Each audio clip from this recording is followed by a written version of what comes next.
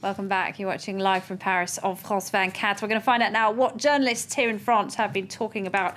For that, I'm joined by Olivia Salazar-Winspear. She's got tonight's Media Watch. Hi there, Olivia. Now, the French parliamentary elections, they're not for another couple of weeks, are they? But already there's some controversy over alleged voter fraud. Tell us more. Yes, well, French voters won't be voting for another couple of weeks, 10th of June. However, if you're a French national and you live overseas, thanks to the wonders of the internet, you could start voting today, which is very convenient for expats living abroad. However, there was a report published on a number of websites today saying that actually we shouldn't be so swift to trust the digital democratic process because there are a number of pitfalls associated with voting online.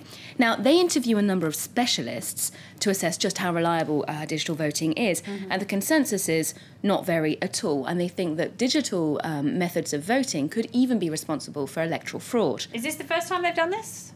This is the first time such a comprehensive study has been published about digital voting, but of course it's not the first time French voters have voted on the internet, because that's been going since at least 2006.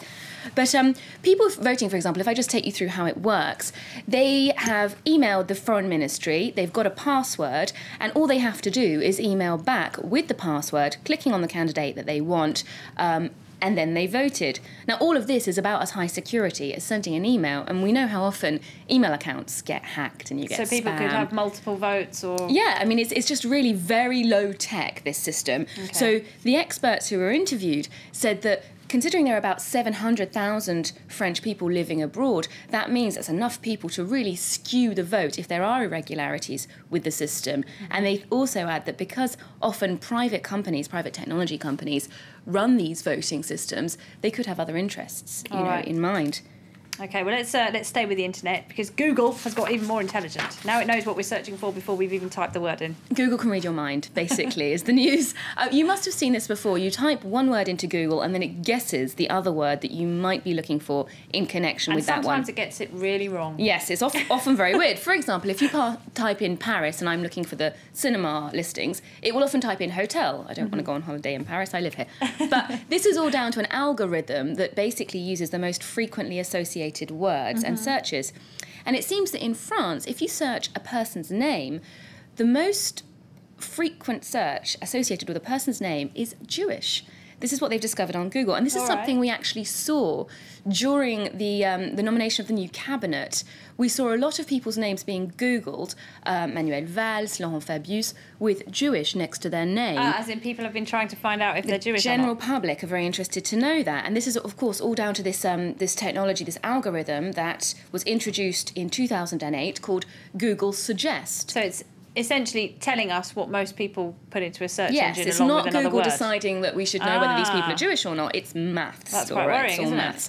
So this article in Slate actually goes into more detail about what the what this really means ethically. And today in Paris, there's going to be a hearing with 4 anti-racism organisations who've got together with an independent mediator to see whether these kinds of sensitive search terms could actually be removed from the algorithm, and if they could approach Google and say, listen, people's religion, perhaps their sexual orientation, is not really appropriate as an automatic search.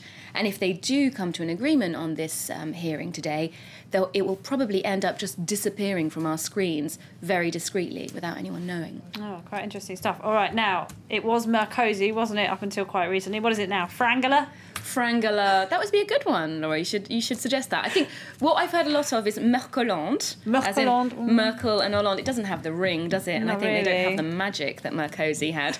But last night they were in Brussels together, debating into the small hours of the morning over the Euro drama that's unfolding for our very eyes. And we know that François Hollande and Angela Merkel do have different ideas on Europe's economy. Don't mention the Eurobonds. No, but here, if we just take a look at that photo again from the beginning, AFP, the French photo agency... It's like he's about to clock a one. Yeah, no, they captured the tension. I mean, obviously tempers got a bit frayed because they really captured... Here we've got... It was tweeted. François Hollande's looking pretty desperate, whereas Angela Merkel's being very definite. And of course, as soon as this cropped up on the internet, the body language experts would have a lot to say about that, wouldn't they? But of course, it was immediately contrasted with the love-in between Sarkozy and Merkel there in 2010. Well, people forget they didn't have the cosiest relationship either at all times, did they? Certainly not at the beginning. I mean, I remember some uncharitable comments that Nicolas Sarkozy made about her being on a diet and yet tucking into the cheese. No. Yeah, about this time last year. These kind of things. You remember that very bad-tempered all-nighter that they pulled in Brussels? Oh, yeah. There was some cheese. That's below the belt, stress Nicolas and strain. I Sarkozy. guess familiarity breeds contempt sometimes, doesn't it? All right, Olivia Salazar-Winspear with Media Watch. Many thanks indeed. Time to find out what else is on the web now, including a lot of online debate over whether or not Lady Gaga will indeed perform in Jakarta later this year. It's time for Web News.